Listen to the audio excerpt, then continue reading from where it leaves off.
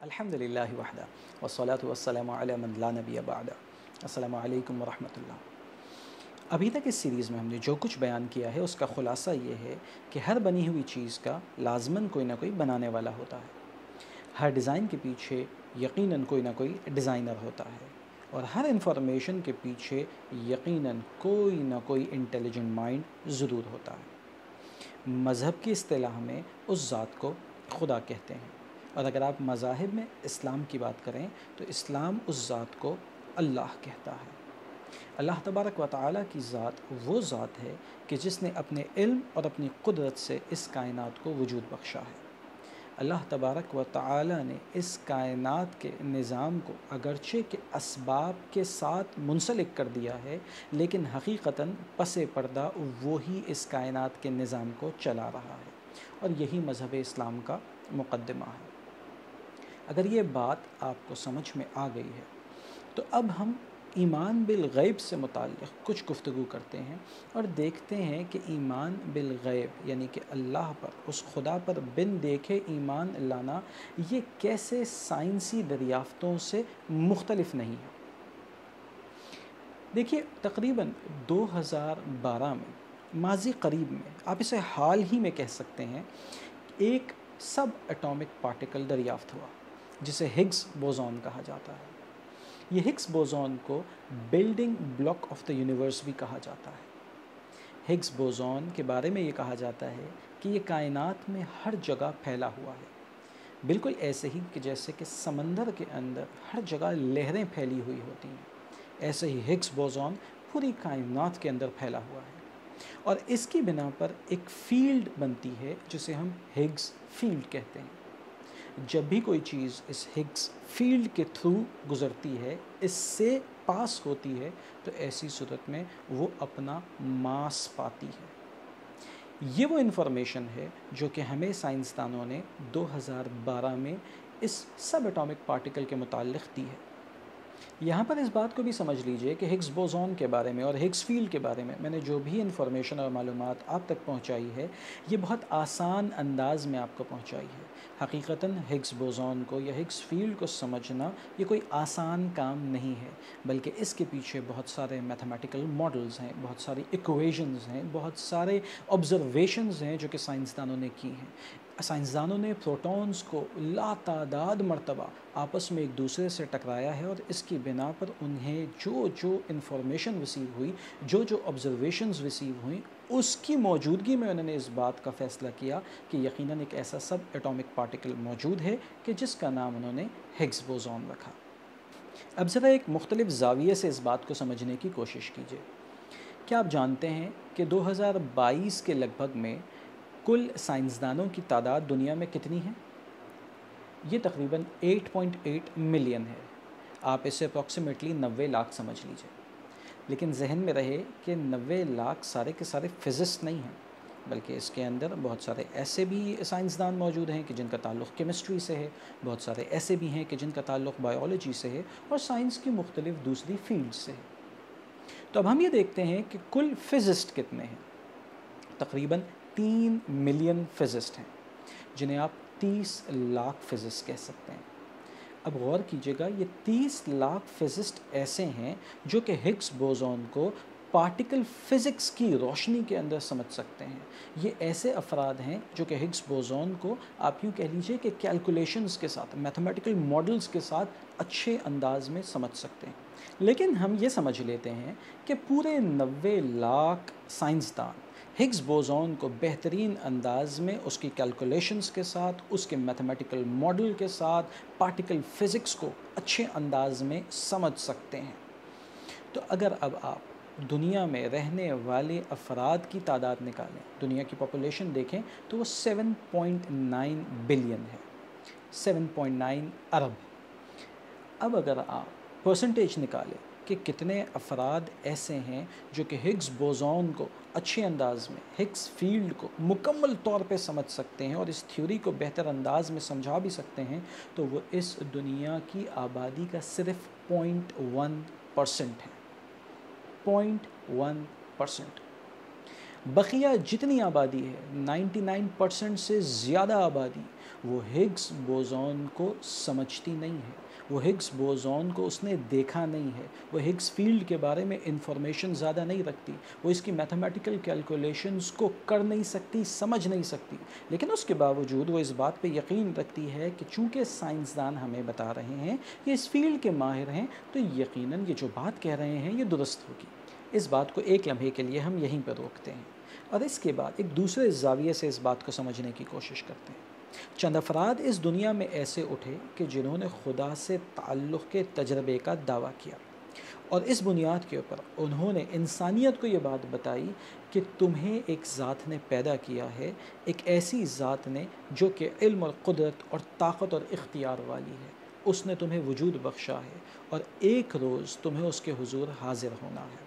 یہ زندگی صرف دنیا کی زندگی ہی اصل زندگی نہیں ہے، بلکہ اس دنیا کی زندگی کے بعد ایک اور زندگی کا آغاز ہونا ہے۔ موت زندگی کا خاتمہ نہیں ہے، بلکہ موت کے بعد ایک اور حیات ہے، ایک اور زندگی ہے کہ جس میں تم اپنے رب کے حضور میں حاضر ہوگے اور وہ تم سے تمہارے اقوال اور تمہارے افعال کے متعلق سوال کرے گا۔ موت کے بعد قیامت برپا ہوگی۔ اس قسم کی باتیں ان اشخاص نے، ان لوگوں نے کی،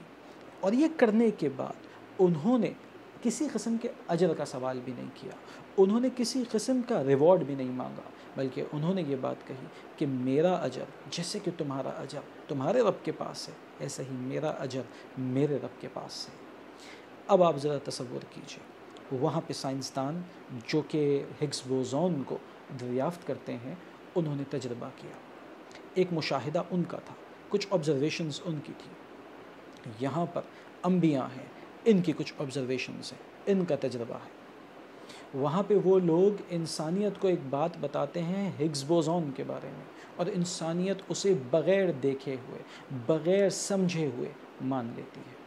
یہاں پہ یہ لوگ انبیاء اکرام علیہ السلام انسانیت کو ایک بات بتاتے ہیں اور یہ نہیں کہتے کہ تم بغیر سوچے سمجھے اس بات کو مان لو، بلکہ وہ یہ کہتے ہیں کہ تم سوچو، تم سمجھو اور اس کے بعد اس بات کا یقین کر لو۔ اگر تمہاری فطرت سلیم ہے تو تم اس بات کو مان لو گے کہ یقیناً تمہارا پیدا کرنے والا کوئی نہ کوئی ہے، وہ ایک ہے، اور اس نے تمہیں اس دنیا میں بھیجا ہے، اور بروز قیامت تم اس کے حضور حاضر ہوگے اور وہ تمہارے اعمال کی بنا پر تمہارا فیصلہ کر دے گا کہ آیا تم اس کی جنت میں جاؤ گے یا اپنے اعمال کی سزا بھگتنے کے لیے جہنم میں جاؤ گے۔ تیسری چیز، اگر آپ سائنسدانوں کی طرف دیکھیں تو ہم ان کی کریڈیبلٹی کے اوپر شک نہیں کرتے، ہم یہ کہتے ہیں کہ اگر سائنسدان ہمیں بتا رہے ہیں تو سچ بتا رہے ہوں گے۔ بالکل ایسے ہی اس جانب دیکھیے کہ انبیاء اکرام علیہ السلام یہ اپنی قوم کے سچے افراد تھے، یہ ایسے افراد تھے کہ جن کے بارے میں خود ان کی قوم اگرچہ کہ انہیں جادوگر کہتی تھی، اگرچہ کہ ان پر دوسرے الزامات لگتے تھے، لیکن کوئی یہ نہیں کہتا تھا کہ آپ جھوٹے ہیں معاذ اللہ، کوئی یہ نہیں کہتا تھا کہ یہ جھوٹ بولتے ہیں، یہ کذب بیانی سے کام لیتے ہیں، بلکہ سب انہیں صادق تصور کرتے تھے، سب سچا تصور کرتے تھے۔ اب یہ دیکھیے کہ سائنسدان ہمیں بتاتے ہیں کہ ہگز بوزون ہے، ہم بن دیکھے اسے مان لیتے ہیں۔ سائنسدان ہمیں بتاتے ہیں کہ ہگز فیلڈ ہے، ہم بن دیکھے اسے مان لیتے ہیں، اور بسا اوقات بغیر اس کے میتھمیٹیکل ماڈلز کو سمجھے ہوئے، بسا اوقات بغیر عقل کو استعمال کیے ہوئے ہم اس بات کو تسلیم کر لیتے ہیں۔ کیوں؟ کیونکہ ہم یہ جانتے ہیں کہ یہ سائنسدان اپنی فیلڈ کے ماہر ہیں اور یہ سچ کہہ رہے ہوں گے۔ اب آپ بتائیے مجھے کہ یہ بن دیکھے ماننا انبیاء کرام علیہ السلام کی بات کو بن دیکھے ماننے سے کیسے مختلف ہے؟ انبیاء کرام علیہ السلام نے بھی مشاہدات کیے، انبیاء کرام علیہ السلام نے بھی تجربات بیان کیے، اور بیان کرنے کے بعد ایک چیز کو بڑے واضح طور پر بیان کر دیا کہ تم نے اس خدا کے اوپر یقین کرنا ہے۔ یہ یوں سمجھ لو کہ تمہارے لیے سروائیول کا معاملہ ہے، یہ یوں سمجھ لو کہ یہ تمہاری آنے والی زندگی کو بہتر بنانے کا معاملہ ہے، اور سب سے بڑھ کر یہ کہ کسی قسم کے ہم سے، یعنی کہ امت سے، انسانوں سے انبیاء کرام علیہ السلام نے کبھی بھی کوئی تقاضا نہیں کیا کہ مجھے بڑا منصب دے دو، مجھے مال و دولت دے دو، جو کہ ان کے اخلاص کی بالکل واضح دلیل ہے کہ انبیاء کرام علیہ السلام نے یہ تمام کام اپنی کسی خاص مقصد کے لیے نہیں کیا تھا، بلکہ ان کے نزدیک جو مقصد تھا وہ یہ تھا کہ انسانیت فلاح پا جائے۔ اسے ایک دوسری مثال سے بھی ہم سمجھانے کی کوشش کرتے ہیں اور واضح کرنے کی کوشش کرتے ہیں تاکہ انسانیت گمراہی سے بچے، تاکہ تمام انسان اللہ کی جنت کے حقدار بن سکیں۔ آپ تصور کیجئے کہ اگر ایک شخص ایک خاص مہم کے لیے جا رہا ہو، کسی خاص ایڈونچر پہ جا رہا ہو، اور وہاں پر اسے ایک ایسا شخص کہ جو کہ اس مہم کا ایکسپرٹ ہے، وہ یہ کہتا ہے کہ آپ اپنے ٹریول بیگ کے اندر ایک سروائیول کٹ ضرور رکھیے گا، اور دیکھیے اس سروائیول کٹ کے اندر یہ چیزیں ضرور ہونی چاہیے۔ اگر ایسا نہیں ہوا تو عین ممکن ہے کہ آپ ایک خاص مقام کے اوپر پہنچیں اور وہاں پہ آپ کو ان چیزوں کی ضرورت ہو، اور اگر آپ کے پاس یہ چیزیں نہ ہوئیں تو آپ کی ہلاکت ہو سکتی ہے، آپ مر بھی سکتے ہیں، آپ شدید پریشانی اور مشکل کا شکار ہو جائیں گے۔ آپ مجھے بتائیے کہ عقل کا تقاضا کیا ہے؟ عقل کا تقاضا یہی ہے کہ جب انسان اس بیگ کو پیک کرے تو ساتھ میں اس سروائیول کٹ کو بھی اپنے ساتھ رکھ لے، کہ عین ممکن ہے کہ اس چیز کی ضرورت پڑ جائے، ہو سکتا ہے کہ نہ پڑے۔ اگر نہ پڑی تو کیا ہوگا؟ زیادہ سے زیادہ آپ چند کیجیز یا چند گرامز وزن اپنے ساتھ زیادہ لے کے چلے گئے ہوں گے اور بس۔ لیکن سوچئے کہ اگر اس کی ضرورت پڑ گئی اور وہ آپ کے پاس نہ ہوا تو پھر آپ کو بہت سیویئر کانسیکوینسز فیس کرنے پڑیں گے۔ دوسری جانب دیکھیے، انبیاء اکرام علیہم السلام آتے ہیں اور یہ کہتے ہیں کہ اے لوگوں، اپنے ساتھ ایمانیات کا اپنے ساتھ عبادات کا یہ پیکج لے کے جانا۔ اس زندگی کے بعد ایک اور زندگی شروع ہونے والی ہے، جو ہی تمہاری موت آئے گی تمہیں اس سروائیول کٹ کی ضرورت پڑے گی، لہٰذا اس چیز کو اپنے ساتھ لے کر جاؤ۔ اب اگر ہم ایک لمحے کے لیے یوں تصور کر لیں کہ زندگی کے بعد کوئی اور زندگی نہیں ہے، تو ہوگا کیا کہ ایک شخص جو کہ اس سروائیول کٹ کو لے کر گیا ہوگا اور ایک شخص جو اس سروائیول کٹ کو نہیں لے کر گیا ہوگا، دونوں برابر ہوں گے۔ اگر ایسا ہی ہوا جیسا کہ آپ کہہ رہے ہیں کہ زندگی کے بعد کوئی اور زندگی نہیں، اس موت کے بعد انسان فنا ہو جاتا ہے کیونکہ انسان ایٹمز کا اور چند کیمیکلز کا کمبینیشن ہے، تو لہٰذا کیا ہوگا؟